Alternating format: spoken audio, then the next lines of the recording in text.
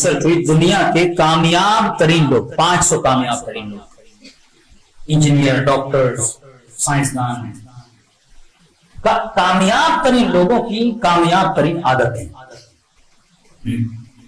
دنیا کے 500 لوگ کامیاب کیوں ہوئے؟ تو انہوں نے ایک سینٹینس لکھا کہ successful people have successful habits. کامیاب لوگوں میں کامیاب عادتیں, failure people have failure habits. ناکام لوگوں میں ناکام عادتیں ہوتی ہیں. اگر کوئی کامیاب بنتا ہے تو اسے اندر کامیابی والی عادتیں پیدا کرنی ہیں. 2 جوان یونیورسٹی میں جاتے ہیں, ایک جوان پوری رات محنت کر کے پڑھتا ہے, لیکن دوسرا دوستوں کے ساتھ گپے مارتا رہتا ہے, فلمیں دیکھتا رہتا ہے, کبھی ادھر کبھی ادھر. 4 سال یونیورسٹی کے گزر جاتے ہیں, آخر میں فیل ہو کر باہر آتا ہے. لیکن جس نے اپنے اندر کامیابی کی عادت پالی, محنت کی, آخر میں اسے بہترین جاب بھی ملتی ہے. ناکام لوگ جو محنت نہیں کرتے, وقت کو ضائع کرتے ہیں, یا ڈرائیور بنتے ہیں, یا چپڑاسی بنتے ہیں, یا چھوٹی چھوٹی 20-25 ہزار کی نوکریاں کرتے ہیں, لیکن جو انسان محنت لیس الانسان الا ما سعى, جو کامیاب ترین عادت اپنے وجود میں پالتا ہے, خدا اس کو دنیا میں بھی مقام عطا کرتا ہے. جوانی ایسے گزر جائے گی تجھے پتہ نہیں چلے گا, زندگی ایسے گزر جائے گی تجھے پتہ نہیں چلے گا. تبھی فرما, اے جوان اپنے وقت کی قدر و قیمت کو جان. جب تمہارا امام سب سے بیسٹ ہے, اس کا شیعہ بھی تو سب سے بیسٹ ہونا چاہیے. ہم نے کسی ہیرے غیرے کو امام نہیں مانا, ہم نے کہا امام نبی کی جگہ پر وہ آئے گا جو سب سے زیادہ علم رکھتا ہو, شجاعت میں سب سے زیادہ, زہد میں سب سے زیادہ, تقویٰ میں سب سے زیادہ. تو مولا فرماتے ہیں جب میں سب سے بہتر ہوں تو میرا شیعہ بھی سب سے بہتر ہونا چاہیے. دوسری عادت, کامیاب لوگوں میں کامیاب عادتیں پائی گئی. دوسرا فرمایا 500 لوگ کامیاب, ان کے اندر ایک عادت کامن تھی جو سب کے اندر تھی. وہ عادت یہ تھی کہ ان کا ارادہ مضبوط تھا, ول پاور مضبوط تھا. یہ ناکام کیوں بنتا ہے؟ کیونکہ اس کا ارادہ کمزور ہوتا ہے. کہتے ہیں آج کے بعد تو مولانا پڑھوں گا, پھر 2 دن گزرتے ہیں, پھر بھول جاتا ہے.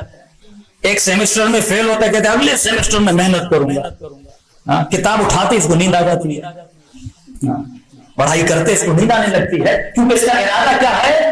کمزور ہے. اگر ارادہ مضبوط نہ ہو تو انسان زندگی میں کامیاب نہیں ہوتا. ایک ریسرچ ہوئی ہارورڈ یونیورسٹی میں 20 بچوں پر, یہ گئے بچوں کو اسکول سے باہر لایا, 20 بچوں کو انہوں نے ایک بچے کو ایک چاکلیٹ دیا, اور ان کو کہا کہ بچوں اگر شام 5 بجے تک کوئی بچہ چاکلیٹ نہ کھائے تو اس کے بدلے میں ہم اسے ایکسٹرا 5 اور چاکلیٹ دیں گے.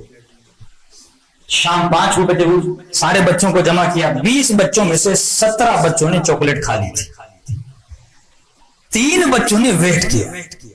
مطلب ان بچوں کا ارادہ کیا تھا؟ مضبوط, ول پاور مضبوط تھا. کہتے ہیں 20 سال ہم نے ویٹ کیا کہ دیکھیں جنہوں نے کھایا تھا وہ کیا بنے ہیں, اور جنہوں نے نہیں کھایا تھا وہ کیا بنے.